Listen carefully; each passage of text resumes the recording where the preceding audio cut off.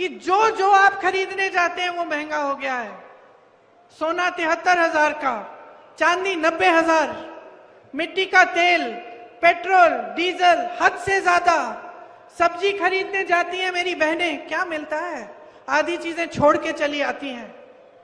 त्योहार होता है, बच्चों के लिए नए कपड़े, फीस भरनी पड़ती है, कोई बीमार पड़ता है, पता ही नहीं कि कैसे सामना करेंगे।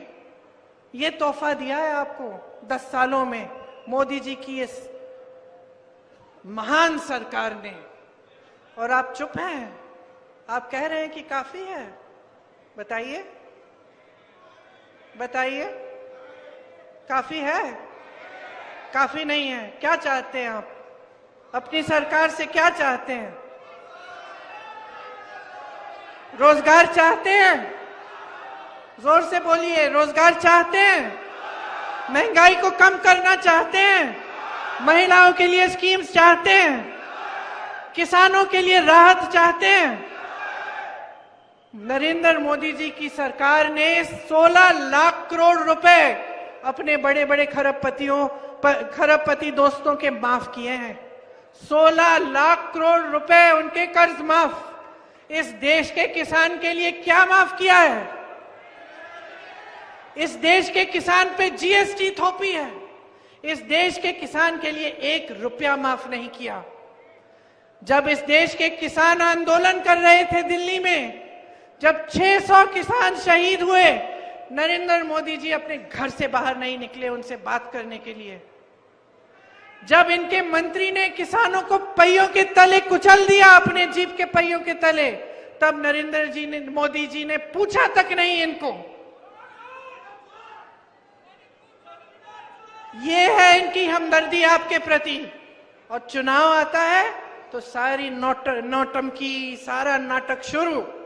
आपके सामने बड़े बड़े वादे, 2 करोड़ रोजगार, 15 लाख आपके खातों में कहां है? मैं आपसे पूछना चाहती हूं, किसके खाते में आए ये 15 लाख? मैं तो ये सवाल आपसे पिछले चुनाव में कर रही थी। पिछले चुनाव में हमने आपसे पूछा कि भाई कहां है वो 15 लाख, कहां है वो 2 करोड़ रोजगार? आप चुप थे। आपके सामने ये लोग आए, धर्म की बात कर ली, जाति की बात कर ली, जज्बातों को उभार दिया, बहकी बहकी बातें कर ली, और आपने फिर से अपना वोट इनको दे दिया। अब मैं आपसे पूछना चाहती हूं, 10 साल हो गए, आपकी क्या सच्चाई है? आपकी सच्चाई आज ये है कि आपके जीवन में तरक्की नहीं आई। आपकी सच्चाई ये है कि आप कितना भी पढ़ाओ लिखाओ, कितनी भी मेहनत करो, पूरा नहीं हो रहा है, आपके बच्चों को रोजगार नहीं मिल रहा है। आपकी सच्चाई ये है कि जब महिलाओं के साथ अत्याचार होता है तो मोदी जी और उनकी सरकार किसको बचाते हैं? महिला को, कि जो अत्याचार कर रहा है उसको। हाथरस को देखिए, उन्नाव को देखिए, मणिपुर में देखिए, अरे हमारी ओलंपिक की मेडलिस्ट को देखिए, मेडल लाई, मोदी जी ने स्वागत किया अपने घर में, चाय पिलाई, फोटो खिंचाई, ये भी लिखवाया अखबारों में कि मोदी जी की सरकार में देखो महिलाएं गोल्ड मेडल लेके आ रही हैं। और जब वही महिलाएं सड़क पर उतरी न्याय मांगने के लिए, जब उन्हीं महिलाओं ने कहा कि हमारे साथ अत्याचार हुआ है, हमें बचाओ, हमें मदद करो, मोदी जी बाहर निकलना। मोदी जी ने उनकी बात भी नहीं सुनी, उनको घर भी नहीं बुलाया, उनसे पूछा भी नहीं कि बेटा तुमने इस देश के लिए इतना किया है, जरा बताओ क्या हुआ, मैं मदद कर सकता हूं। ये है उनकी हमदर्दी आपके लिए। आज ये है आपकी परिस्थिति। तो देखिए, समय आ गया है तय करने का। शायद आपको मेरी बात थोड़ी कठोर लगेगी, शायद आपको लगेगा कि क्या कह रही हूं मैं, लेकिन मैं आपके सामने सच्चाई कह रही हूं। आज जहां हमारा देश है, 10 सालों से जो इस देश में हुआ है, लोकतंत्र को दुर्बल करना, आपने महाराष्ट्र में देखा क्या हुआ? क्या हुआ महाराष्ट्र में? पैसों के बल पर विधायकों को खरीद के आपकी चुनी हुई सरकार को गिराया। आपकी आंखों के सामने हुआ, आप चुप रहे। आपकी आंखों के सामने सारी मीडिया कह रही है कि ऐसा तो मोदी जी ही कर सकते हैं, कि ऐसा तो बीजेपी ही कर सकती है। देखो, खुलेआम नारे लग रहे हैं, कि हमने इतने पैसे लिए, इतना ही काफी। और जिन विधायकों को आपने वोट दिया वो दल बदल रहे हैं, पार्टियां टूट तोड़ी जा रही हैं पैसों के बल पे। अपराध है ये, अपराध है बहनों और भाइयों, जो आपकी आंखों के सामने हो रहा है। और इससे बड़ा अपराध कोई अपराध नहीं है जो लोकतंत्र के साथ अपराध है।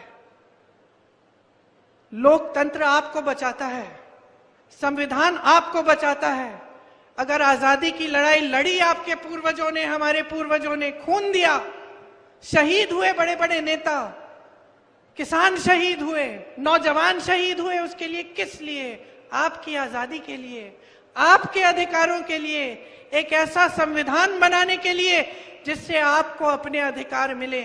इसीलिए इस देश में चाहे किसान हो, चाहे जवान हो, चाहे नौजवान महिला हो, चाहे प्रधानमंत्री हो, चाहे मंत्री हो, चाहे सबसे बड़े बिजनेसमैन हो, सबका समान अधिकार है इस देश के संविधान के तहत। भीमजीराव अंबेडकर जी ने यह संविधान दिया हमें, सब लड़े इसके लिए। और आज हमारी आंखों के सामने इसके खिलाफ हर रोज कुछ हो रहा है। इसने आपको बचाया। आज नरेंद्र मोदी जी के मंत्री, उनके सांसद, उनके उम्मीदवार देश भर में घूम के कह रहे हैं कि दे दो हमें 400 सीटें, देखना हम संविधान भी बदल डालेंगे। संविधान क्यों बदलेंगे? किस लिए बदलेंगे? आपके अधिकारों को कमजोर करने के लिए। वो जानते हैं कि ये अधिकार संविधान ने आपको दिए हैं। जब ये बात फैल गई पूरे देश में, मोदी जी को दिखने लगा कि पहले चरण में उनको कम वोट आ रहे हैं, घबरा गए, बौखला गए। फिर आपके सामने हर मीटिंग में कहने लगे कि हम संविधान को नहीं छुएंगे। तो फिर ये कहलवाया क्यों? मैं तो नहीं मानती कि इनकी पार्टी में इनके उम्मीदवार और इनके मंत्री पूरे देश भर में घूम के ये कहेंगे कि हम संविधान को बदल देंगे और नरेंद्र मोदी जी की इजाजत के बिना कहेंगे। लोग तो कहते हैं इनकी इजाजत के बिना पत्ता नहीं हिलता भाजपा में। तो कहलवाया गया है, कहलवाया गया है ताकि ये बात फैले और ये लोग मंच पर खड़े होकर नकारें। प्रधानमंत्री जी बोले नहीं नहीं हम नहीं बदलेंगे, लेकिन जब मौका मिलेगा तो देख लेना, दावे के साथ कह सकती हूं पहले भी इन्होंने किया है कि ये बदल डालेंगे। और बदलेंगे इस तरह कि इस देश का लोकतंत्र कमजोर होगा। यही हर प्रदेश में करने का प्रयास है। महाराष्ट्र में आपने देखा इनकी कैसी सरकार बनी है। आपने कहा 60% की सरकार है, मतलब हर चीज में 60% का घूस, इस तरह से काम करते हैं। जहां जहां इनकी सरकारें हैं भ्रष्टाचार फैला हुआ है। मोदी जी ने कहा कि भ्रष्टाचार को रोकेंगे। कहते हैं कि मैं अकेला भ्रष्टाचार के खिलाफ लड़ रहा हूं, मैं इकलौता इस देश में ईमानदार नेता हूं। अच्छा, तो फिर बताइए मोदी जी ने इलेक्टोरल बॉन्ड्स की स्कीम क्यों निकाली? इस स्कीम में जानते हैं क्या था? इस स्कीम में यह बात थी कि जो भी राजनीतिक दल को चंदा देता है उसका नाम गुप्त रहना चाहिए।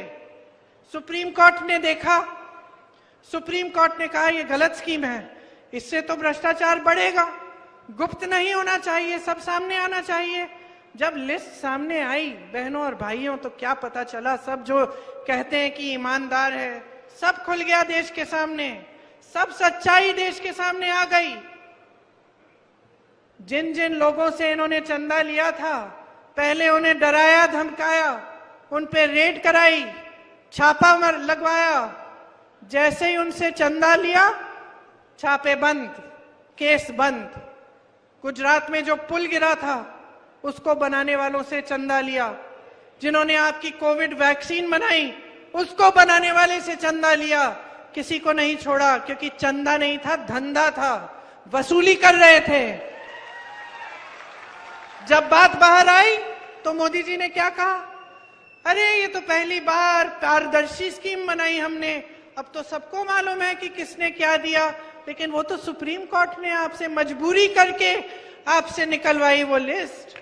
आपने तो स्कीम बनाई थी उसको छुपाने के लिए। तो तो जनता को बेवकूफ समझ रखा है, ये समझ रखा है कि जनता कुछ नहीं देख रही है। आप स्कीम बना रहे हो छुपाने के लिए। सुप्रीम कोर्ट कह रहा है निकालो, निकलती है तो कहते हो कि आप ही ने पारदर्शी स्कीम बनाई है। आप कहते हो कि महिलाओं के लिए आरक्षण कर रहे हैं। पूरे देश भर में जश्न बन रहा है, लोग माला पहना रहे हैं आपको बड़े बड़े मंचों पे। पूरी देश की पूरी मीडिया देशवासियों को बता रही है कि मोदी जी ने जो किया वो कोई और नहीं कर सकता था। बाद में पता चलता है कि 5-6 सालों के लिए तो वो होगा ही नहीं। आपने तो चुनाव के लिए उससे पहले ये सब स्कीम बना दी। पूरे देश की मीडिया इनके साथ है, क्योंकि पूरे देश की मीडिया बड़े बड़े खरबपतियों की है। तो आपको सच्चाई दिख नहीं रही है। आपको सच्चाई दिखती है कि सब कुछ अच्छा है। और मैंने कहा आपको लगेगा कि मैं कठोर बात कर रही हूं। कठोर बात सिर्फ ये है कि आज जो इस देश की सच्चाई है वो कहीं टीवी पे नहीं दिख रही है आपको, ये आपके जीवन में दिख रही है। जो आपके जीवन की सच्चाई है, जो रोज सुबह उठ के आप मेहनत कर रहे हो और वो मेहनत पूरी नहीं हो पा रही है, जिन बच्चों को आप शिक्षित कर रहे हो और उनको रोजगार नहीं मिल रहा है, ये सच्चाई है। मेरी बहनें इतनी मेहनत करती हैं, रात को आखिर में सोती हैं, ये सच्चाई है। ये है इस देश की सच्चाई। आज चाहे आपको कोई भी कुछ भी कह ले, तो इस सच्चाई को पहचानो। और ये पहचानो कि जो सरकार में है वो आपको गुमराह कर रहे हैं। देखिए 10 सालों में कुछ काम किया होता ना, तो उस काम के आधार पर आपसे वोट मांगने आते हैं। लेकिन आकर क्या कहते हैं, 70 साल में कुछ नहीं हुआ। ठीक है, मान लेते हैं कुछ नहीं हुआ। ये IIT, एम्स, ये बड़े बड़े उद्योग, ये सब 70 सालों में नहीं बनाया, सब अभी बनाया होगा, मान लेते हैं। लेकिन मैं पूछती हूँ कि नरेंद्र मोदी जी आपने क्या किया है 10 सालों में? कब तक ये रट लगाए रखेंगे? कब तक बच्चों की तरह यही कहते रहेंगे कि भाई सब उनकी गलती है? अरे सब उनकी गलती है। कभी किसी परिवार के पीछे पड़ जाते हैं, कभी किसी पार्टी के पीछे, कभी कुछ गलत बोल देते हैं किसी के बारे में। सब किसी और की गलती है। भाई तुम्हें प्रधानमंत्री क्यों बनाया? अगर जिम्मेदारी लेने के काबिल ही नहीं है तो प्रधानमंत्री किस लिए बनाया? हम प्रधानमंत्री इसलिए चुनते हैं कि वो सुबह से शाम तक यही कहते रहे कि भाई जो मेरे पहले आए थे उन्हीं की सारी गलती है, अब मैं क्या करूं, मैं तो कुछ नहीं कर सकता। हाँ, हमने इसलिए तो नहीं चुना ना इनको। हम प्रधानमंत्री किस लिए चुनते हैं? कुछ करके देंगे। जब इतनी सत्ता है, इतने बड़े हैं, आपके लिए रोजगार नहीं दे पाए, आपकी खेती से कमाई नहीं करा पाए, आपके बच्चों को रोजगार नहीं, शिक्षा नहीं दे पाए ठीक ढंग से, महिलाओं को खड़ा नहीं कर पाए अपने पैरों पे, तो फिर क्या फायदा है इस बड़े नेता की? क्या फायदा है इन नेता का? फायदा तो यही है कि टीवी चलाइए, कुछ नौटंकी आपको दिख जाएगी, है कि नहीं? आपने सुना है कितनी बहकी बहकी बातें कर रहे हैं आजकल। मैंने टीवी चलाया, पहले मैंने देखा, मुझे ऐसा लगा ये हो नहीं सकता कि प्रधानमंत्री जी ऐसी बातें कर रहे हैं। चैनल बदला, मैंने कहा हो सकता है कि कई बार ये वीडियो जो होते हैं ना, नकली वीडियो, मैंने कहा होगा कोई नकली वीडियो। चैनल घुमाया, फिर वही बातें। मन में ये बात आई कि जैसे शादी में आप जाते हैं ना, वो अंकल जी बैठते हैं शादी में, देखा है एक अंकल जी हमेशा हर परिवार में होते हैं जो कोने में बैठ के गप्पे मारते हैं और सबको ज्ञान देते हैं, है ना? है कि नहीं? आपके परिवार में है? आप जानते हैं कौन है। हर परिवार में होते हैं ऐसे अंकल जी, बैठते हैं और सुबह शाम, मतलब जैसे ही शादी वादी का सब हो रहा है समारोह, सब लोग हैं वहां बैठ के सबको ज्ञान दे रहे हैं। जो बोर हो रहा है वहां जाके सुन रहा है कि देखिए सुने आज अंकल जी क्या कह रहे हैं, है ना? अब आप सोचो, एक दिन अगर अंकल जी ने आपको ऐसी बात कही कि सावधान हो जाओ, सावधान हो जाओ, क्योंकि एक ऐसा राजनीतिक दल है जिसने अपने घोषणा पत्र में ये लिखा है कि एक एक्स-रे की मशीन लाएंगे और उस एक्स-रे की मशीन को आपके घरों में घुसाकर जहां जहां आपने बचत की है, किसी डिब्बे में रखी है, या फिर आपने वो जो अन्न का डिब्बा होता है उसके नीचे रखा है, या फिर आपकी महिलाओं के जो मंगलसूत्र हैं या आपने सोना बचा के रखा है, वो एक्सरे मशीन उसको निकाल के लेगी और ये राजनीतिक दल जो है उसको चोरी करके किसी और को दे देगा। अब आप मानो कि ये अंकल जी ने कह दी ऐसी बात और आप वहां बोर होके खड़े हैं सुन रहे हैं, तो आप क्या कहेंगे? आप यही कहेंगे ना कि अंकल जी सठिया गए, यही कहेंगे ना कि अंकल जी को आज क्या हो गया, आज तो इन्होंने बहुत गहरी साजिश निकाल दी है। और शायद आप अंकल जी को कहेंगे अंकल जी आज क्या बात कर ली आपने, हंसेंगे। अब यही बात इस देश के प्रधानमंत्री भरे मंच पे खड़े होकर अपने पद की गरिमा, अपने पद की गंभीरता को आधार बनाकर आपके सामने रख रहे हैं, यही बात कर रहे हैं ये, तो आपको हंसी क्यों नहीं आ रही है? आप इनकी बातों में उलझ क्यों रहे हैं? आप सोचिए, कभी ऐसी ये स्तर रहा है प्रधानमंत्री का? इस देश के कितने महान प्रधानमंत्री रहे, सिर्फ कांग्रेस पार्टी के नहीं, हाँ 2-3 मेरे परिवार से रहे, पंडित नेहरू जी, इंदिरा जी, राजीव जी, लेकिन वाजपेयी जी भी थे, मनमोहन सिंह जी भी थे। क्या स्तर था उनका, और इन्होंने स्तर इतना गिरा दिया है कि चुनाव के सामने ये कहने के बजाय कि मुझे वोट दीजिए, मैंने 10 सालों में ये काम और ये काम किया है, आपके सामने आकर कहते हैं फिजूल की बातें कि कोई राजनीतिक दल आपके गहने एक्सरे की मशीन से चुराएगा।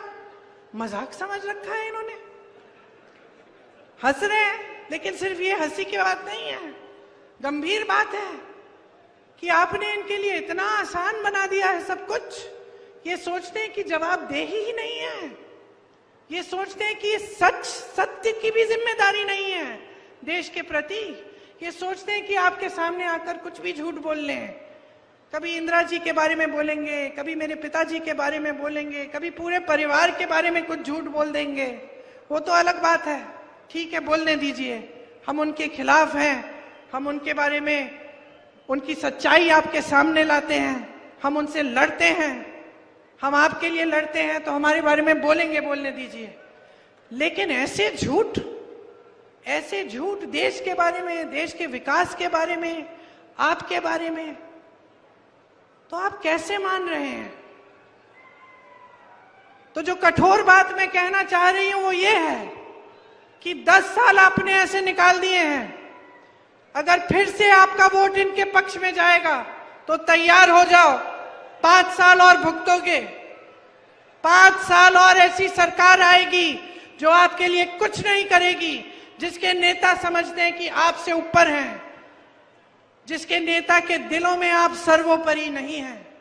और ये इस देश, इस लोकतंत्र की परंपरा रही है कि जनता सर्वोपरि होती है। मैंने इंदिरा जी को देखा है, गांव गांव जाती थी, अपने पिताजी के पीछे पीछे जाती थी मैं, गांव के अंदर, गांव में डांट खाते थे वो महिलाओं से कि हमारी सड़क नहीं बनाई है, राजीव भैया बताओ। ये थी परंपरा हमारी। महात्मा गांधी आपके बीच आते थे, कोई ऐसा नेता नहीं रहा इतना अहंकारी कि वो सोच बैठा कि मंच पे दिखेगा, बड़े बड़े उद्घाटनों में दिखेगा, बड़े बड़े विदेशी नेताओं के साथ दिखेगा, मगर आपके बीच नहीं आएगा और फिर भी दोबारा से आप उसको चुनोगे।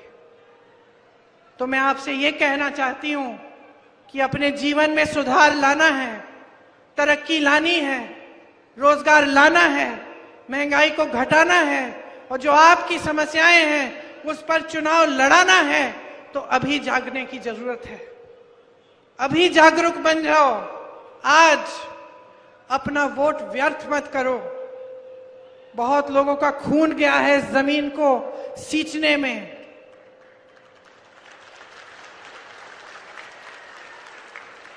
इस देश को आपने बनाया है। आप जब खेती में मेहनत करते हो तो सिर्फ अपने परिवार को नहीं खिलाते हो, पूरे देश को खिलाते हो।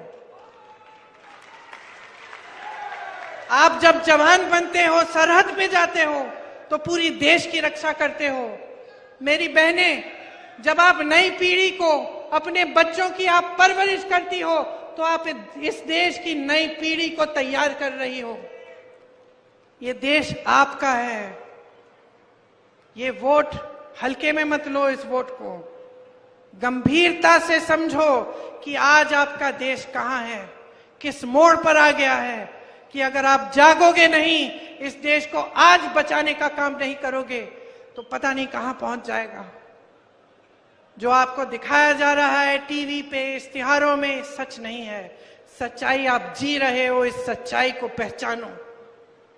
कांग्रेस पार्टी गारंटी लाई है।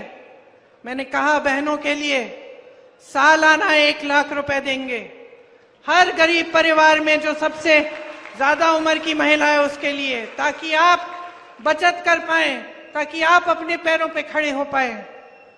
किसानों के लिए जितनी भी चीजों पे आप खेती के लिए इस्तेमाल करते हो, जिन पर जीएसटी है, वो सब जीएसटी से मुक्त करेंगे। आपको एमएसपी कानूनी स्तर पे मिलेगा। कानून बनाएंगे, एमएसपी आपको मिलेगा ही मिलेगा। और ये जो 16 लाख करोड़ के माफ कर रहे हैं ना, ये ऋण अपने बड़े उद्योगपति दोस्तों के, इसके बजाय हम जो आपके ऋण हैं उनको माफ करने के लिए एक स्थायी आयोग बनाएंगे, ताकि किसी सरकारी ऑर्डर की जरूरत नहीं होगी। जब आपको ऋण माफी की जरूरत होगी, आप आयोग में जाकर अपने ऋण माफ करा पाएंगे। हम आपको मजबूत करना चाहते हैं, इस देश की खेती को मजबूत करना चाहते हैं। इसके लिए हम खास नीतियां लाएंगे। हम नौजवानों के लिए एक 5,000 करोड़ रुपए का फंड बनवाएंगे, जिससे जब आप अपने छोटे छोटे कारोबार शुरू करना चाहेंगे तो आपको उस फंड से पैसे मिलेंगे। जो स्नातक पास बच्चे हैं, जो शिक्षित हैं, लेकिन रोजगार नहीं मिल रहा है, हम कह रहे हैं कि आपको जैसे ही आप पास होंगे, आपको हम एक अप्रेंटिसशिप प्रोग्राम में लगवाएंगे, ताकि 1 साल में आपके कम से कम 1 लाख रुपए बन जाए। हम कह रहे हैं कि मोदी जी की सरकार में 30 लाख सरकारी पद खाली हैं, हम उनको भरेंगे। हम किस आधार पर कह रहे हैं ये? आप सोचोगे कि चलो ये आई थी, इन्होंने भी बड़ी बड़ी बातें कह ली कि हम ऐसा करेंगे वैसा करेंगे। वो तो मोदी जी भी कह गए थे 5 साल पहले, 10 साल पहले, फिर कुछ नहीं हुआ। पता है आपको कैसे मालूम होना चाहिए कि मेरी बातें हल्की नहीं है। कर्नाटका में देखिए, पास में है ना कर्नाटका। जितनी गारंटी हमने दी, चुनाव से पहले जो गारंटी दी, सरकार बनने पर वो गारंटी पूरी हो रही है। छत्तीसगढ़ में हमने वही किया, किसानों के कर्ज माफ किए। हिमाचल प्रदेश में हमारी सरकार है, हर रोज गारंटियों को पूरा करने का काम हो रहा है। तेलंगाना, धन्यवाद, तेलंगाना में भी हमारी सरकार है, तेलंगाना में गारंटी पूरे हो रहे हैं।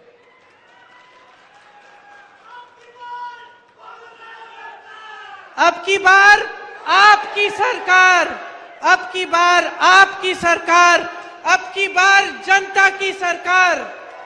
बहुत हो गया है, बहुत हो गया है, बहुत सह लिया आपने।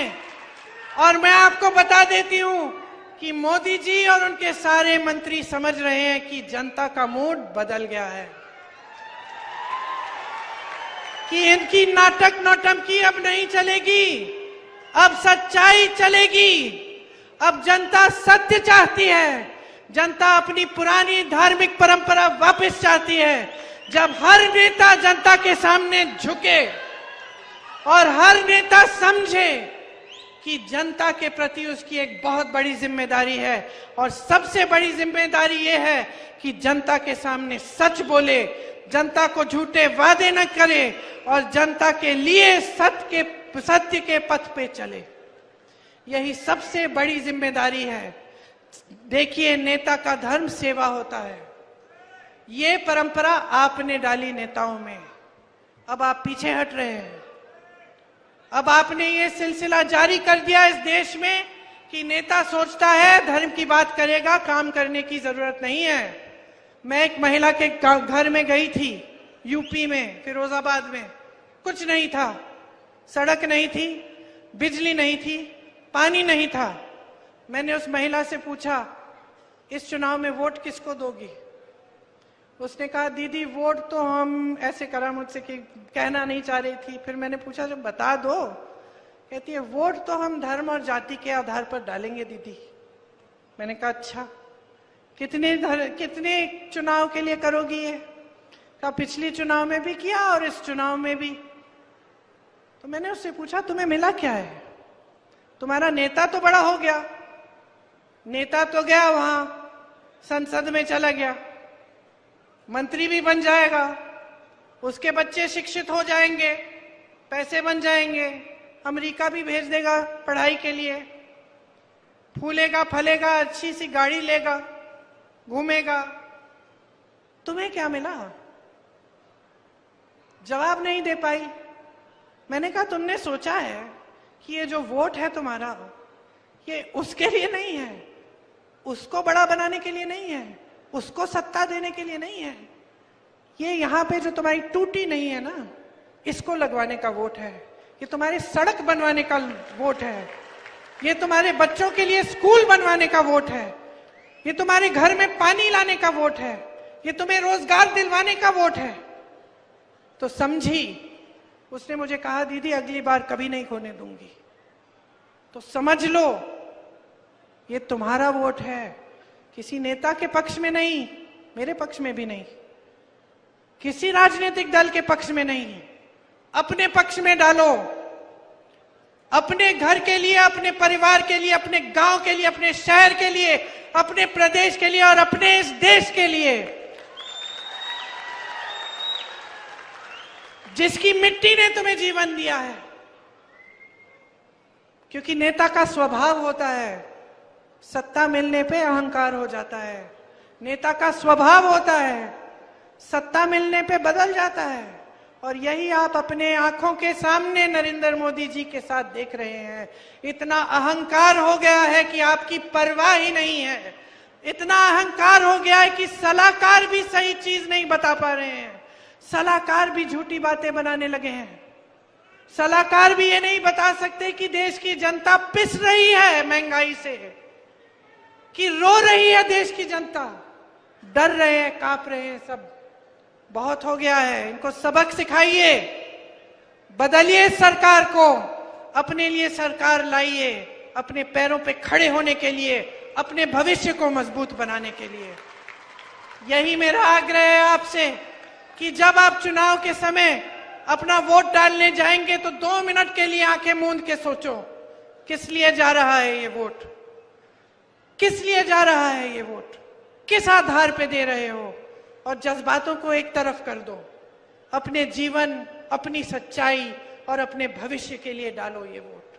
और मैं दावे के साथ कह सकती हूं कि जब आप ये सोचोगे और अपने भविष्य के लिए वोट डालोगे तो आपका वोट सिर्फ कांग्रेस पार्टी को जा सकता है।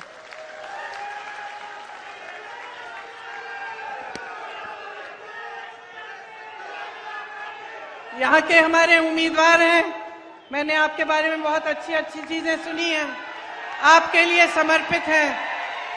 यहाँ से आपने, जैसे मैंने कहा, यहाँ से आपने बड़े बड़े मुख्यमंत्री दिए, विलासराव जी का पूरा परिवार आपके लिए समर्पित है,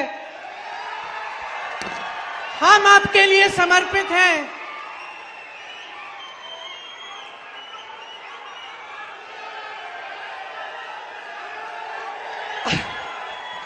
एक बार जोर से मेरे साथ बोलिए, जय हिंद, जय हिंद, जय हिंद। ये हुई ना बात, जहां जहां मैं जाती हूं नारा लगवाती हूं मैं जय हिंद का, लेकिन सबसे जोर से आपने दिया है। इसका मतलब है आप मेरी बातों को समझे हैं और आप इस देश को बचाने का काम आज से शुरू करेंगे। धन्यवाद।